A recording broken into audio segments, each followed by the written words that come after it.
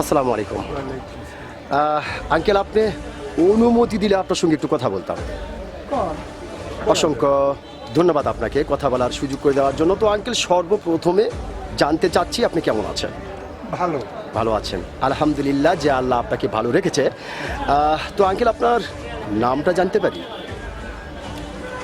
কি হবে সেটা আগে বলেন। আচ্ছা, যেহেতু আমরা কথা বলতেছি একটি বিষয় নিয়ে, অবশ্যই তো কথা বলবো। জাস্ট আপনার আচ্ছা আচ্ছা জি, আলম আলম আলম হোসেন। আলম আলম হোসেন, সুন্দর একটি নাম আপনার, অত্যন্ত চমৎকার একটি নাম আপনার। এবং আপনার নাম শুনে এবং মোটামুটি আপনাকে সামনাসামনি দেখে যেটা বোঝা যাচ্ছে, আপনি অত্যন্ত একজন সাহসী মানুষ। আচ্ছা, এটা কিন্তু আপনাকে দেখেই বোঝা যাচ্ছে। তো আঙ্কেল, আপনি কি ভোটার হয়েছেন?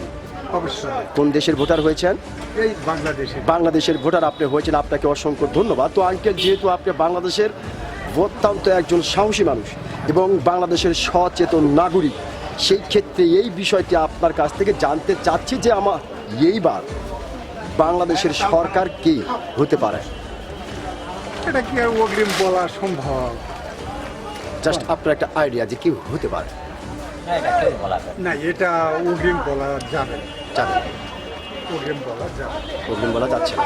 তার মানে আপনি যেটা হয়তো বুঝাতে চেষ্টা করতেছেন যে সুষ্ঠু একটি নির্বাচন হবে। নির্বাচন, সুষ্ঠু একটু নির্বাচন হবে। আমাদের মনের খুশিতে আমরা কাকে ভোট দিব সেটা মনের সাথে সেটা তাই কথা। তাই নাকি? হ্যাঁ, হ্যাঁ, কিন্তু এটা অগ্রিম তো বলা না না হ্যাঁ।